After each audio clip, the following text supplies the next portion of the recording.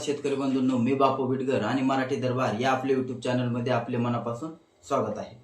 तर बघा, आता जे सरकार आहे त्यांनी त्यांचे जे जाहीरनामा जाहीर केलेला होता त्याच्यामध्ये त्यांनी असं सांगितलं होतं की आम्ही आमचं सरकार आल्यानंतर कर्जमाफी करू, परंतु अजूनही कर्जमाफी काय झालेली नाही। त्याच्यासाठी विरोधी पक्षांनी सुद्धा मोठ्या प्रमाणात लावून धरलेले होते की कर्जमाफी करा कर्जमाफी करा, परंतु शासनाने अजून आत्ता तरी सध्यापर्यंत तरी कुठलाही निर्णय घेतलेला नाही। अजूनही बऱ्याच शेतकरी संघटना असतील यांनी कर्जमाफीसाठी आंदोलनं चालू आहेत। शेतकऱ्यांना म्हणजे मंत्री असतील त्यांना काळे झेंडे दाखवतात। अशा प्रकारे म्हणजे अजूनही कर्जमाफीची आशा शेतकऱ्यांनी सोडलेली नाही, परंतु शासनाने अजूनही कर्जमाफीची घोषणा केलेली नाही। बँकांनी हे आता शेतकऱ्यांना तगादा लावलेला आहे। आता शेतकऱ्यांचं कसं झालेलं आहे, बँकांनी तगादा लावल्यामुळे शेतकऱ्यांना ते पैसे भरावेच लागतात। मग ते पैसे भरण्यासाठी परत सावकाराच्या दारात जावं लागणार आहे। त्याच्यामुळे एक शेतकरी मेटाकुट्याला आलेला आहे। त्याच्यामुळे नेमकी कर्जमाफी होणार तरी कधी असं शेतकऱ्याला म्हणजे सारखा विचार येत आहे। त्याच्यानंतर बघा, आताच अर्थसंकल्पीय अधिवेशन झालं, त्याच्यामध्ये सुद्धा शेतकऱ्यांना आशा होती की आता तरी कर्जमाफी होईल, परंतु या अर्थसंकल्पीय अधिवेशनात सुद्धा कर्जमाफी झालेली नाही। त्याच्यामुळे कुठेतरी शेतकऱ्यांना हे आता थोडा म्हणजे कळून चुकलं होतं की आता सरकार काही कर्जमाफी करत नाही, परंतु अजून काही शेतकरी संघटना असेल त्यांनी अजून कर्जमाफीचा मुद्दा उचलून धरल्यामुळे शेवटी शासनाला स्पष्टीकरण द्यावं लागले। आणि तसेच राज्याचे जे आपले कृषी मंत्री त्यांनी वेळोवेळी चुकीची विधाने केल्यामुळे शेतकऱ्यांचा अपमान होईल अशी विधाने केल्यामुळे त्यांना सुद्धा माफी मागावी लागली होती। आणि सरकारला सुद्धा या कर्जमाफी संबंधी एक स्पष्टीकरण द्यावं लागलं होतं की आम्ही एक राज्याची आर्थिक घडी सुधारली की आम्ही कर्जमाफी करू, पण कर्जमाफी आम्ही करणार नाही असं त्यांनी कुठेही सांगितलेलं नाही। कारण जाहीरनामा हा 5 वर्षाचा असतो असं सुद्धा त्यांनी सांगायला विसरलेले नाही। पण शेतकऱ्यांनी अजून आशा सोडलेली नाही। आता याचं कारण हे तसंच आहे।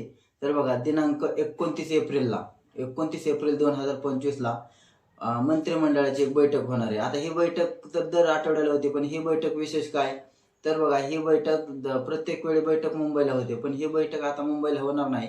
कारण ही बैठक ऐतिहासिक अशी बैठक होणार आहे। कारण पुण्यश्लोक राजमाता अहिल्यादेवी होळकर यांच्या 300व्या जयंतीचं औचित्य साधून चोंडी, तालुका जामखेड, जिल्हा अहिल्यानगर या ठिकाणी ही बैठक होणार आहे। आणि ऐतिहासिक कशाला म्हणायचं, तर 65 वर्षानंतर एखाद्या खेड्यामध्ये ही बैठक होणार आहे। तर असे अतिशय म्हणजे ऐतिहासिक अशी बैठक होणार आहे। याच्यासाठी पूर्ण मंत्रिमंडळ या चोंडी या छोट्याशा खेडेगावामध्ये अहिल्यादेवी होळकर यांच्या राजमाता पुण्यश्लोक अहिल्यादेवी होळकर यांच्या जयंतीचं औचित्य साधून ही बैठक आयोजित केलेली आहे। मग आता तुम्ही म्हणाल ही बैठक आणि कर्जमाफीचं काय झालं, तर बघा, पुण्यश्लोक अहिल्यादेवी होळकर या एक उत्तम प्रशासक होत्या। राज्यकारभार कसा चालवावा हे त्यांच्याकडून शिकण्यासारखं होतं। आणि जर त्यांच्या पावलावर पावलं ठेवून आम्हीही त्या प्रकारे एक उत्तम प्रशासक आहोत आणि आम्ही अहिल्यादेवी होळकर यांनी जसं राज्य चालवलं त्याप्रमाणे आम्ही सुद्धा राज्य चालवू शकतो, अशी शासनाला एक ओळख जर निर्माण करायची असेल तर याच्यामध्ये ही कर्जमाफीची घोषणा होऊ शकते। कारण कृषी मंत्री हा कर्जमाफीचा विषय या बैठकीमध्ये मांडण्याची दाट शक्यता आहे। त्याच्यामुळे शासनाला एक चांगली संधी आहे की एक अहिल्यादेवी होळकर ज्यांची 300वी जयंती आहे, तर याच जयंतीचं औचित्य साधून जर कर्जमाफीची घोषणा केली तर ते हेही सांगू शकतात, ऐतिहासिक आहे हेही सांगू शकतात की आम्ही सुद्धा राजमाता पुण्यश्लोक अहिल्यादेवी होळकर यांनी जसा उत्तम प्रशासक म्हणून कार्य केलं तसंच आम्ही सुद्धा त्यांच्या पावलावर पाऊल ठेवून उत्तम प्रशासक असल्याची जाणीव ते राज्याला करून देऊ शकतात।